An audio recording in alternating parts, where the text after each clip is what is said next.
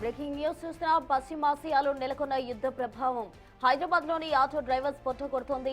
నగరంలో CNG gas కొరత తీవ్రం కావడంతో ఆటోలు నడపలేక కుటుంబాలను పోషించుకోలేక డ్రైవర్లు అల్లాడిపోతున్నారు.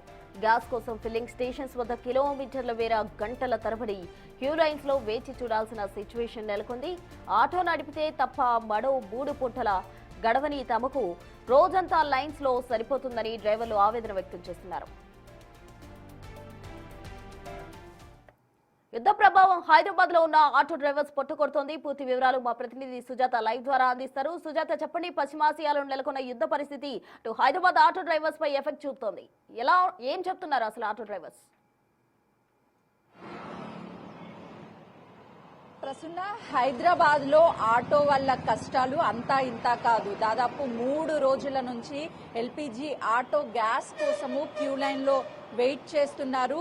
దాదాపు 1500 ఆటోలు హైదరాబాద్ ఎర్రమంజిల్లో ఎల్పీజీ గ్యాస్ కోసం ఎదురు చూస్తున్నారు అని అంటే హైదరాబాద్ మొత్తంలో ఉన్నటువంటి ఆటో ఫిల్లింగ్ స్టేషన్స్ వద్ద ఏ విధంగా ఆటో వాళ్ళ బాధలు కష్టాలు ఉండుంటాయో అర్థమవుతుంది. ఒకసారి నా వెనుకున్నటువంటి విజువల్స్ చూస్తే దాదాపు 3 నుంచి 4 కిలోమీటర్ల పైగానే గల్లీ గల్లీ వరకు ఆటోలు క్యూ లైన్ లో ఎదురు చూస్తున్నటువంటి విజువల్స్ మీకు స్క్రీన్ మీద కనిపిస్తున్నాయి. అంటే వాళ్ళ కష్టాలు వర్ణాతీతం అని చెప్పుకోవచ్చు. ఒక్కసారి వాళ్ళతో మాట్లాడతాను, ఎందుకంటే వాళ్ళతో ఎంత మాట్లాడినా కూడా వాళ్ళ బాధలు అనేవి తీరేవి కాదు. ప్రస్తుతం వాళ్ళతో ఆటో డ్రైవర్స్ ఉన్నారు. అన్న, ఎప్పటి నుంచి ఆటోలు వెయిట్ చేస్తున్నాయి ఎల్పీజీ కోసం?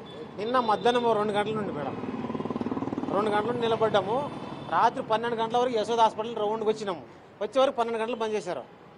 ఏమన్నారు, పొద్దునుంటే రాత్రి అంతా ఇక్కడ ఉన్నాం, ఎక్కడ కదలలేదు మేము. అన్న, ఒక్కసారి, ఎందుకంటే మీరు ఇంటికి వెళ్ళక ఎన్ని రోజులు అవుతుంది? 2 డేస్ అవుతుంది. 2 డేస్ అవుతుంది. ఒకవైపు మీ భార్య పిల్లలు వెయిట్ చేస్తుంటారు, కాల్స్ చేస్తుంటారు. ఒకసారి మాట్లాడండి, ఏంటి వాళ్ళ ఆవేదన ఏంటి, ఏం చెప్తారు? హలో హలో హలో ఇంకా కాలేదు, టైం పడుతుంది, ఇంకా ఫోన్ చేసి లైన్ లో. ఒక్కసారి అంటే డ్రైవర్ కష్టాలు చూస్తే కనీసం ఇంటి దగ్గర భార్య పిల్లలు ఇంటికి ఎప్పుడు వస్తావు అని చెప్పేసి కాల్ చేస్తున్నారు. దాదాపు 2 రోజులు అవుతుంది. అంటే అన్న, ఏం చెప్తున్నారు అసలు ఇంట్లో? మీరు ఎప్పుడు వస్తారు అని అడుగుతున్నారు. ఫోన్ లో కూడా అదే మాట, ఇంట్లో ఎప్పుడు వస్తారు 2 డేస్ అయిపోయింది. వాష్రూమ్ లేదు, బ్రష్ లేదు, ఏం లేదు, తిండి తిప్పలేదు. మేము రోడ్డు మీద ఉన్నాం.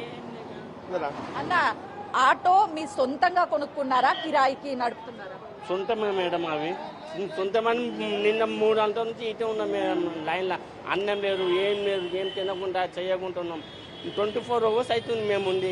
ఇప్పుడు ఈఎంఐ కట్టుకోవాలి, ఇంట్లో కుటుంబ పోషణ మొత్తము ఈఎంఐ ఇవ్వాలి, కుటుంబం పిల్లలు ఇళ్ళలు మాకు చాలా కష్టం ఉంది మేడం. ఇంత కష్టమైంది, ఆటోలో డీజిల్ లేదు, ఎల్పిజి గ్యాస్ లేదు, నెట్టుకొని ఎట్లా వెళ్తారు?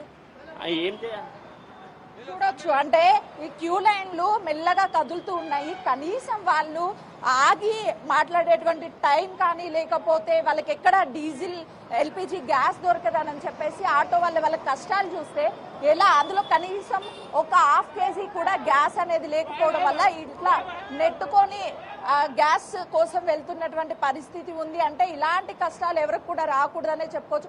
ఒకసారి అన్న, ఏందన్న ఈ కష్టం ఏంది మీకు? ఇలా నెట్టుకుపోవడము ఎప్పుడన్నా గతంలో ఉందా? ఎప్పుడు కాలే మేడం, ఇది ఫస్ట్ టైం ఇట్లా అవుతుంది. ఏం చేద్దాం చెప్పండి. ఇప్పుడు గ్యాస్ దొరుకుతుంది. నైట్ నిన్న 4 గంటలకు 5 గంటలకు వచ్చినాం. నిన్న ఇంతవరకు రైన్ లే మాది. అంటే ఇప్పుడు రేట్లు ఎలా ఉన్నాయి? ఇది గవర్నమెంట్ కి సంబంధించి ఎలా ఉన్నాయి, ప్రైవేట్ కి సంబంధించి ఎలా ఉన్నాయి? గవర్నమెంట్ కి సంబంధించిందే ఉంది. ఇంతకుముందు 56 రూపీస్ కిలో ఉండే, ఇప్పుడు 76 రూపీస్. ప్రైవేట్ పంపులు అయితే 93, 95, 98 రూపీస్ ఉంది గ్యాస్. దొరుకుతలేదు గ్యాస్. మొత్తం నిన్న వచ్చిన వాళ్ళే మేము అందరం. 4 గంటలకు వచ్చినాం నిన్న. అయితే నిన్న 4 గంటలకు వచ్చినటువంటి వాళ్ళు ఉన్నారు, 2 రోజుల క్రితం వచ్చినటువంటి వాళ్ళు ఉన్నారు. అన్నం తినలేదు, ఇంట్లో భార్య పిల్లలు వెయిట్ చేస్తున్నారు మా కోసం. వాళ్ళకి ఏం చెప్పాలో కూడా అర్థం కానటువంటి పరిస్థితి ఉంది. ఈ కష్టాల నుంచి మేము బయటపడేది ఎలా అని చెప్పేసి వాళ్ళ ఆవేదన వ్యక్తం చేస్తున్నటువంటి పరిస్థితి అయితే ఉంది Prasuna. Right, thank you Sujatha.